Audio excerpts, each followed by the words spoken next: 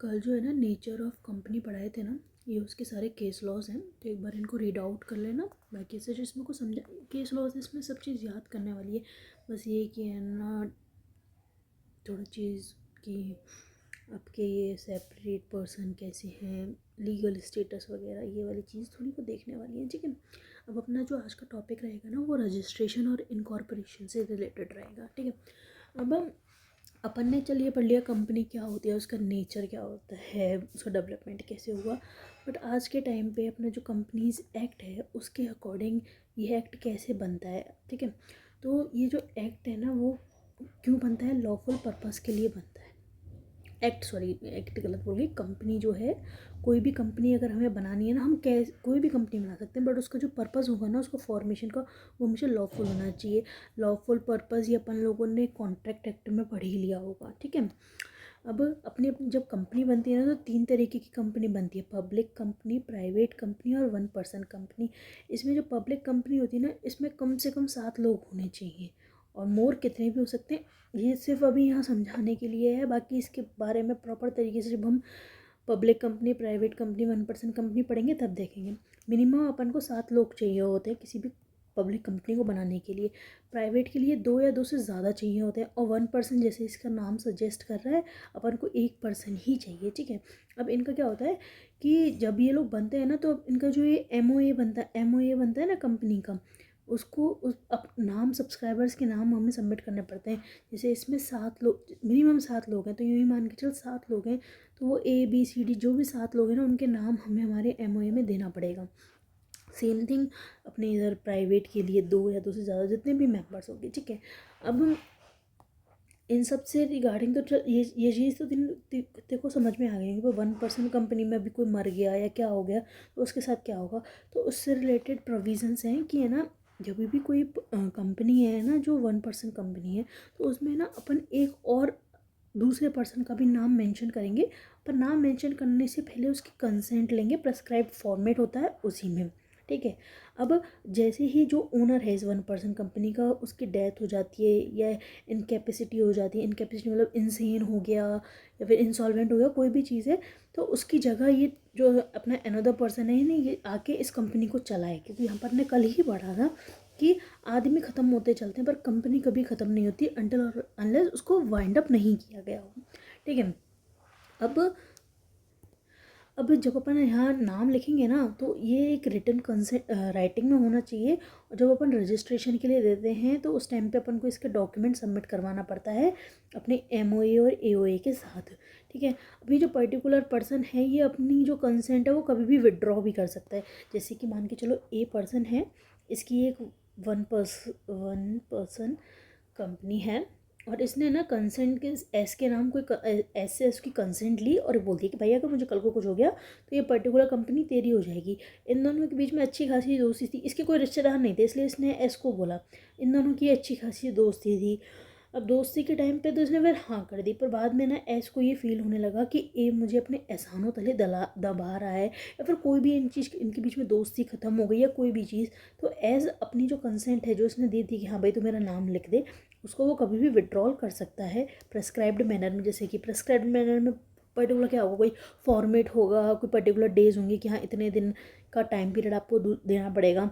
तो जो मेंबर है ना, मतलब ये जो ए है ना वो ठीक है चेंज कर सकता है नेम को।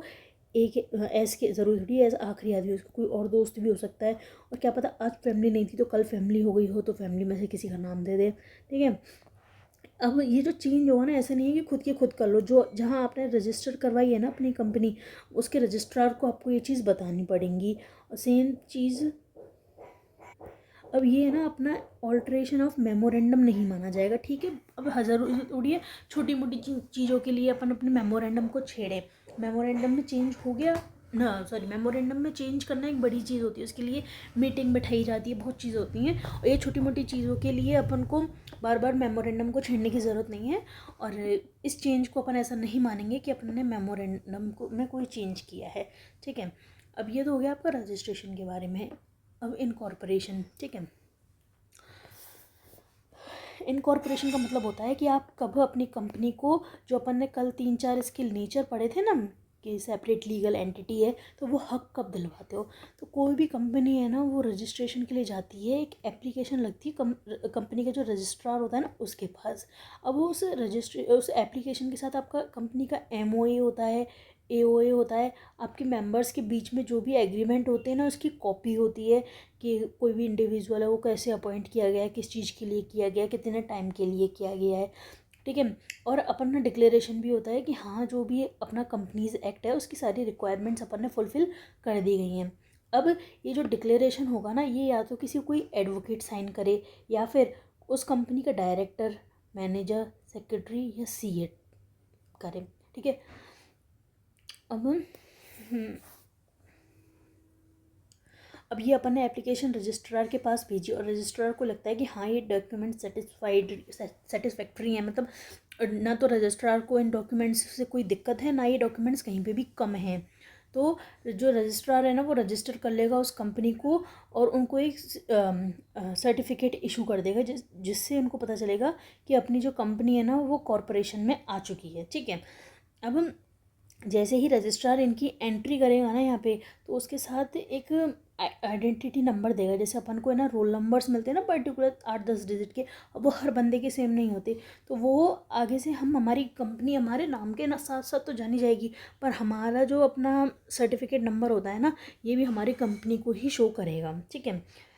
और ये जो जो नंबर होता है ये आपके जो सर्टिफिकेट मिलता है ना रजिस्ट्रार के पास से उसमें मेंशन होता है, ठीक है। अब ये अपन ने जितने भी ये डॉक्यूमेंट्स के बारे में यहाँ बात की है ना, ये सारे डॉक्यूमेंट्स कंपनी को मेंटेन करने पड़ते हैं, रजिस्ट्रार ऑफिस में देने पड़ते हैं, मतलब ओरिजिनल नहीं, कॉपी दे दो सारे डॉक्यूमेंट्स की। और अगर कोई चेंज हो रहा है तो भी वो अपन को सब चीज़ रजिस्ट्रार को अपडेट करना पड़ता है, ठीक है।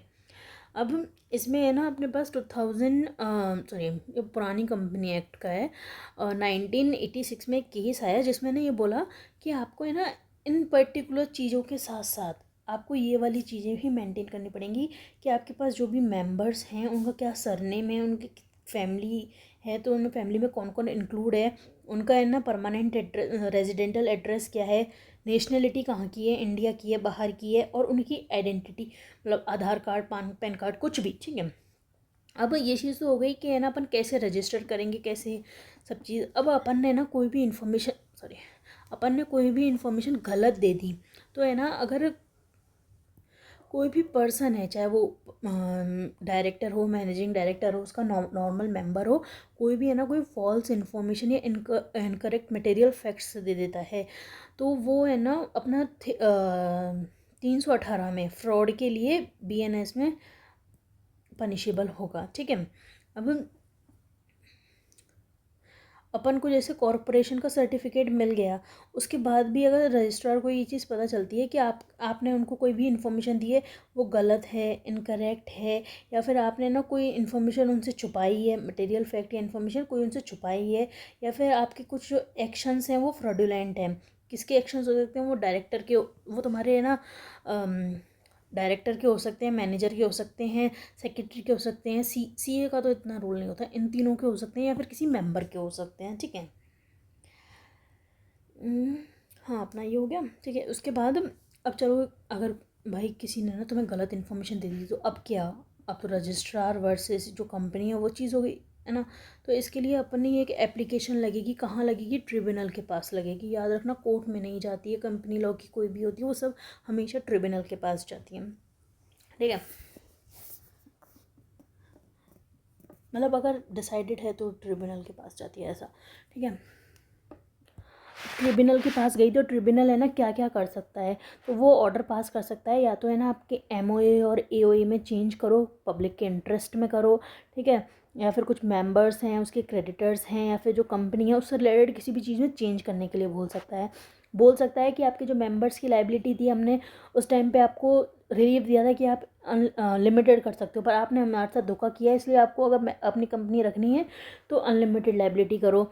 आपका जो नाम है रजिस्ट्रेशन से वो हटा सकता है, ठीक है। आपको वाइंड अप यानी कंपनी को ख़त्म होने के लिए बोल सकता है, या फिर कोई और ऑर्डर दे सकता है जो उसके नज़रिए में उसको सही लगे, ठीक है। हाँ, प्रोवाइज़ो कहता है इसका कि ट्रिब्यूनल ना ऐसा ऑर्डर देने से पहले जो कंपनी है उसको एक रीज़नेबल अपॉर्चुनिटी देगा कि भैया आप अपने ख्यालातों को भी हमारे सामने रख सकते हो, ठीक है।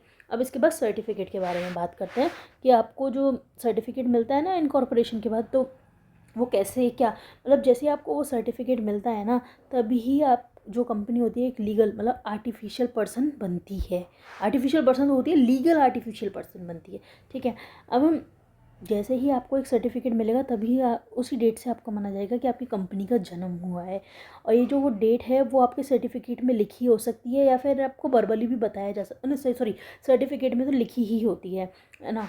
और ये जो क्या कहते हैं सर्टिफिकेट है, ये सिर्फ आपकी कंपनी को क्रिएट नहीं करता, ये एक कंक्लूसिव एविडेंस होता है कि हाँ आपने जो आपकी कंपनी एक्ट्स के जितने भी रूल्स एंड रेगुलेशंस हैं, रिक्वायरमेंट्स हैं, उनको फुलफ़िल किया है, ठीक है। ये तो आ गया आपका रजिस्ट्रेशन सॉरी सर्टिफिकेट के बिहाफ पे कि आपके सर्टिफिकेट होता है आपके पास, तो क्या क्या अजम्पशंस होती हैं।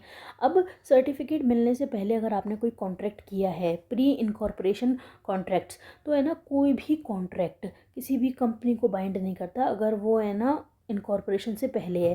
क्योंकि क्यों नहीं करता, क्योंकि इनकॉर्पोरेशन से पहले वो एक आइडेंटिटी ही नहीं होती, वो एक अपन ने यहाँ पढ़ा ना क्या पढ़ा था, लीगल एंटिटी, ये रहा, हाँ। सर्टिफिकेट मिलने पे ही आपकी जो कंपनी है उसको एक लीगल पर्सन का दर्जा दिया जाता है, ठीक है। तो कोई, और ये बहुत ज़रूरी है कि किसी भी कॉन्ट्रैक्ट में आने के लिए दो पार्टीज़ अपना कंसेंट दें। कंसेंट हमेशा लॉफुल होनी चाहिए, पर जो कंपनी है ही नहीं, जो आदमी पैदा ही नहीं हुआ, वो अपनी कंसेंट कैसे दे सकता है, ठीक है। तो इसलिए आपने इनकॉर्पोरेशन यानी कि सर्टिफिकेट मिलने से पहले आपका कोई भी स्टेटस नहीं होता, ठीक है। इसमें फिर एक केस आया अपना 1996 में, जिसमें बोला गया कि इनकॉर्पोरेशन से पहले ना तो आपकी कंपनी स्यू कर सकती है ना स्यू हो सकती है अपने नाम पे। मेंबर्स के नाम पे होती है तो ठीक है, पर अपने नाम पे नहीं हो सकती, ठीक है। अब एडवांटेजेस और देख एडवांटेजेस सारे कल अपन ने जो नेचर्स में पढ़े थे ना वही हैं। Artificial legal person, perpetual successionship, limited liability, transferable share, common seal, separate legal entity, ठीक है। अपना capacity to sue and get, ठीक है। और डिसएडवांटेजेस ये मैं कल बताऊंगी क्योंकि ये वाला आपका बहुत इंपॉर्टेंट टॉपिक है, ठीक है। अब यहाँ तक पढ़ना एडवांटेजेस तक। अब मैं आगे की क्लास तभी ही लूँगी जब तुझे यहाँ तक समझ में आ गया हो। मैं कल तुझसे कुछ क्वेश्चंस पूछूंगी तो पहले मुझे वो क्वेश्चंस बताना, ठीक है। ठीक है, बाय। कोई दिक्कत हो तो बताना।